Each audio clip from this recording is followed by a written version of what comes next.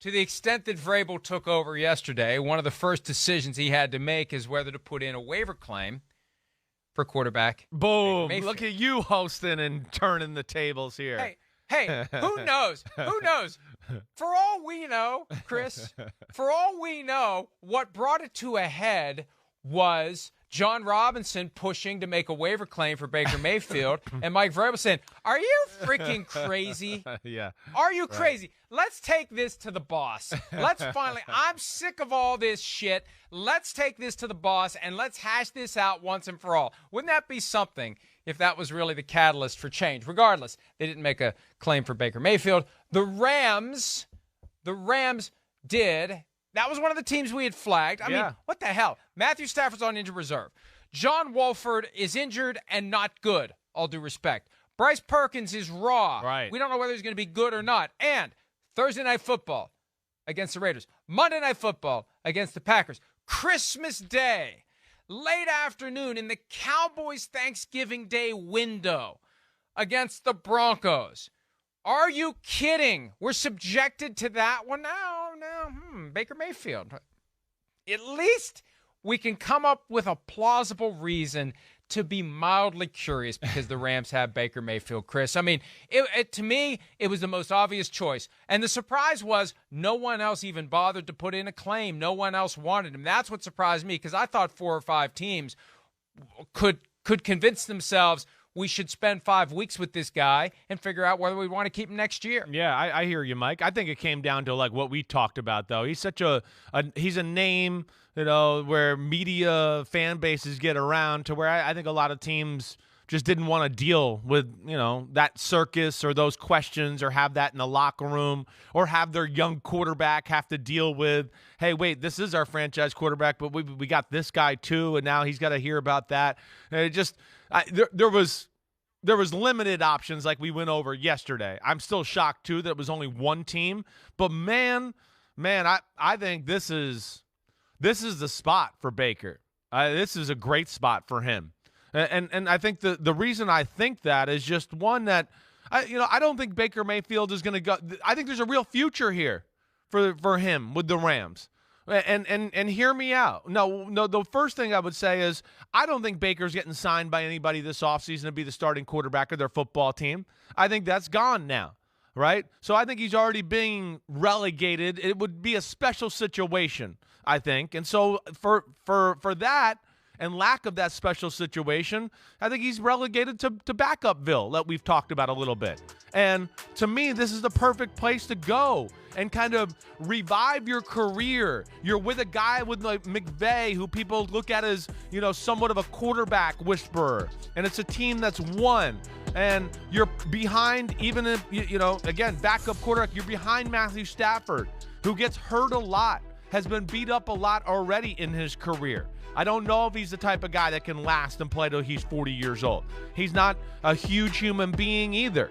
And they got not a great offensive line to where I just look at this and this could be a spot where, hey, next year, if you do get to go in and Stafford gets hurt, they're going to be better. You're going to have a system, a support system. It could all be positive, let alone just you being on the Rams with McVay and the, hey, he does everything right. He's a great worker, and all that stuff starts to filter through the NFL. He brings great energy to the building every day. A little bit like we saw with Odell Beckham Jr. And all of a sudden everybody's like, hey, this guy's a good guy. He's a good team guy, right? The Rams said it.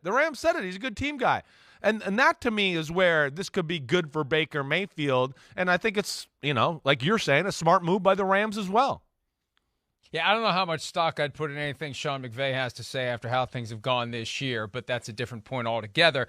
You're right, though. Stafford is a guy that needs a good backup. And one of the problems of F them picks, you got less draft picks you can use taking a flyer on a rookie quarterback. Yeah. You've got less cap space to pay decent money to a backup, $7, $8, $9 million per year. You got to rely on these young guys on their rookie contracts where it's a low cap burden because you're paying Matthew Stafford, you're paying Jalen Ramsey, you're paying Aaron Donald. You're paying Cooper Kupp. Right. You're paying Bobby Wagner. You got all this money. We've talked about this. Yeah, that's Floyd. the big risk of Right. F them picks and all that money being paid to a small handful of guys. Once those guys start getting injured, you are screwed. Right. And that's what they've been at the quarterback position. So, hey, maybe we need to rethink this. Maybe we need to have somebody. Maybe we need to be a little more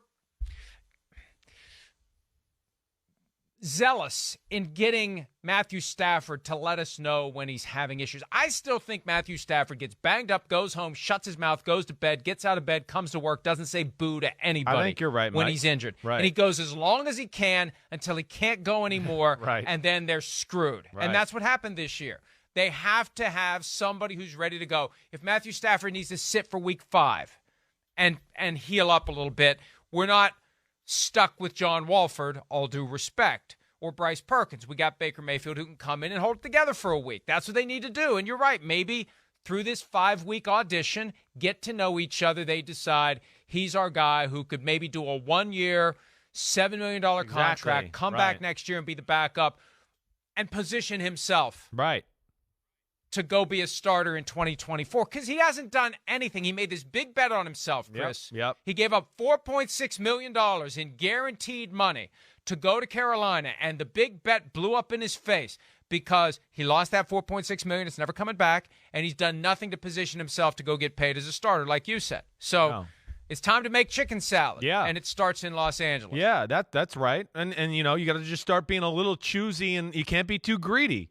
You can't be, I want to be a starter. Okay, well, you know that is gone, you know. And you got to be careful about, you know, putting yourself in a place where, I think I could be the starter really quick, but that team's probably crappy, and that's why you might be able to be the starter.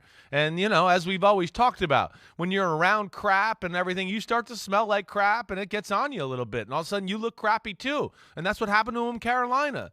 I mean, it's a horrible offense. And not great talent there. And I don't care who you put in a quarterback in Carolina. It ain't going to look that good with the support system. So now you got to go to a place where, hey, they've shown they know how to support the quarterback. You know, I know this is a rough year, but we got to go through the track record of Sean McVay and the Rams. And, you know, in totality, it says that they'll be back next year. You know, even last week, it's still, they're fighting, they're playing hard as hell.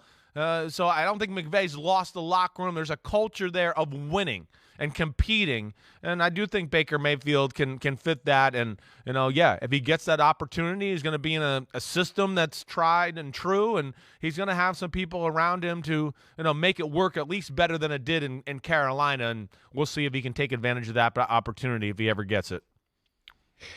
It will be interesting to see how it plays out and how quickly he plays. There was a report yesterday suggesting that he could play as soon as Thursday night. That's a tall order. Oof. It's one thing for Christian McCaffrey to come in and know what a running back does in his spot in the San Francisco offense. Chris, it's quite another. Can you imagine? Take me through what the challenges would be.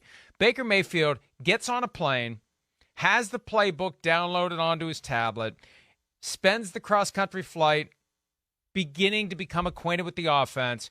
I mean, I understand all you have to know is the game plan for Thursday night. But, yeah, that's still not easy. I mean, you're talking about 48 hours. Right. Right? I can't imagine You're that. walking through the door cold. Totally cold. And he's got, I think he's got a little history with this system to a degree.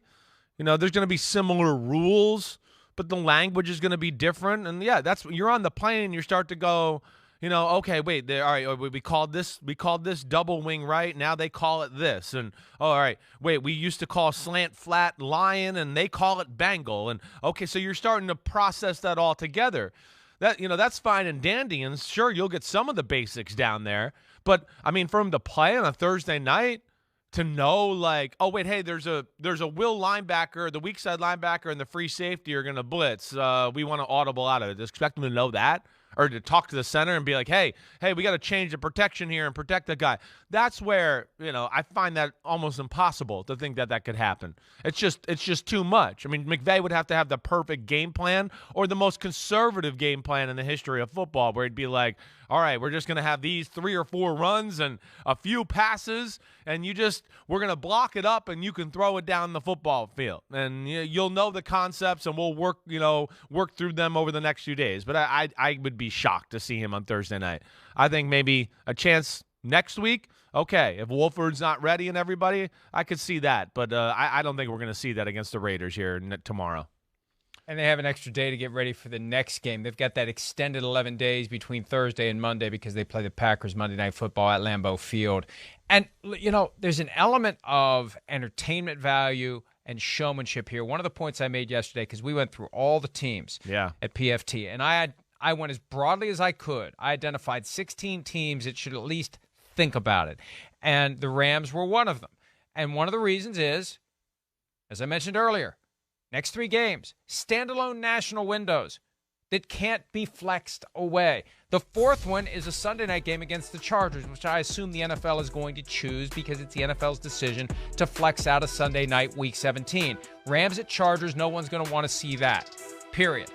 And you've got the next 3 games where people need to tune in. I suspect 345 Park Avenue was happy that Baker Mayfield ended with the Rams because now there's at least a reason to tune in and watch some of the game. Because maybe Baker Mayfield's going to play. Let's see how he does. Let's see if they're any different. Let's see if they can be a little bit of a spoiler. Not that they're spoiling anything for the Broncos, but they can spoil something for the Packers. Maybe they can be the team that delivers the final nail for Green Bay. Who knows? Yeah. That's coming out of a bye for Green Bay. So we'll see. But at least it adds a little something. And the other point, too, Chris, about the fact that no one else made a waivers claim, to the extent that there's any further need for Baker Mayfield's ego to be put in check, for Baker Mayfield to be humbled from that guy who was a pain in the ass for the Browns, prickly with the media. Remember last year they beat the Lions.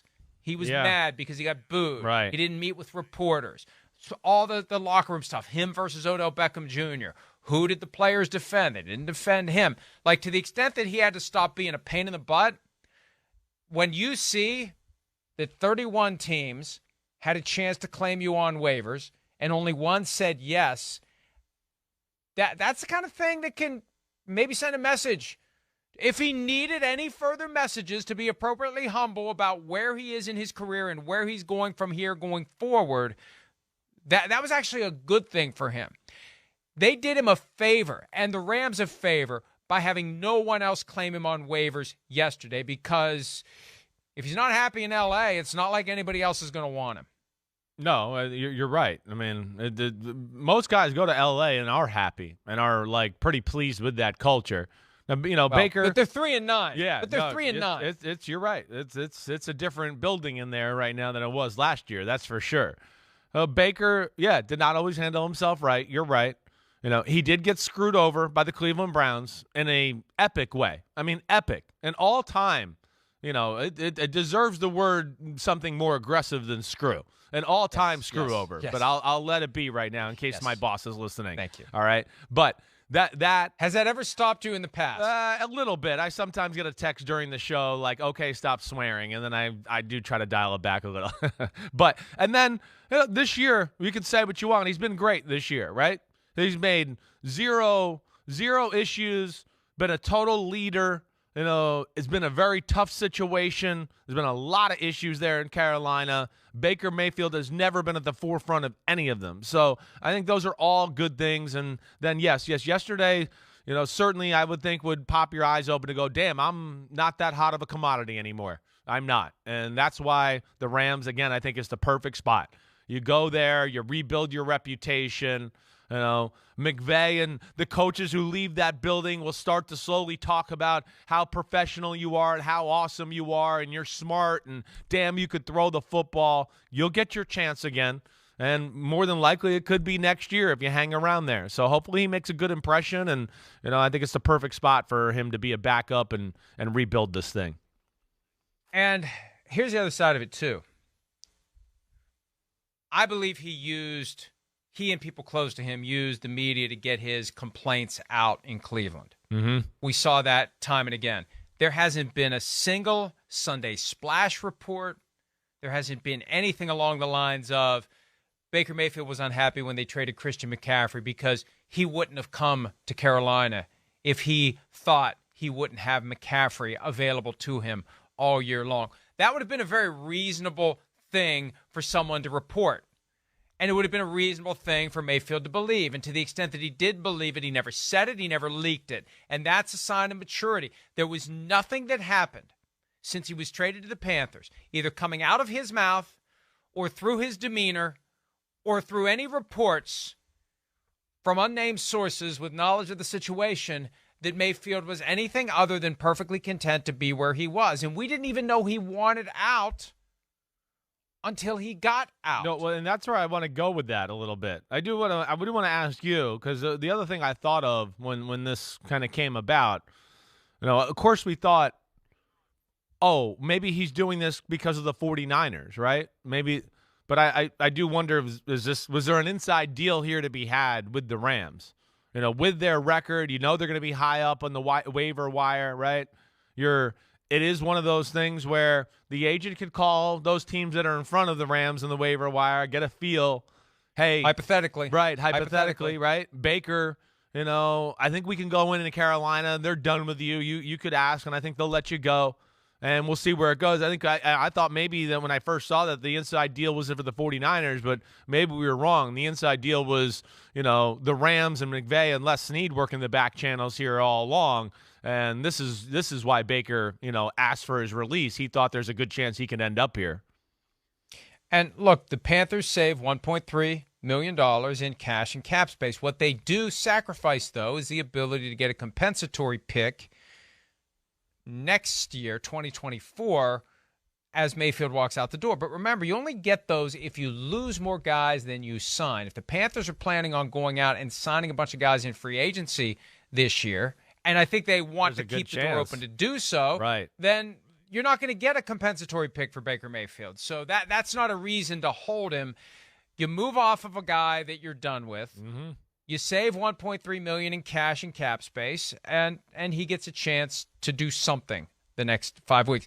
Hi, it's Mike Florio. Thanks for watching PFT on YouTube. Hit subscribe for the latest news and analysis from Pro Football Talk.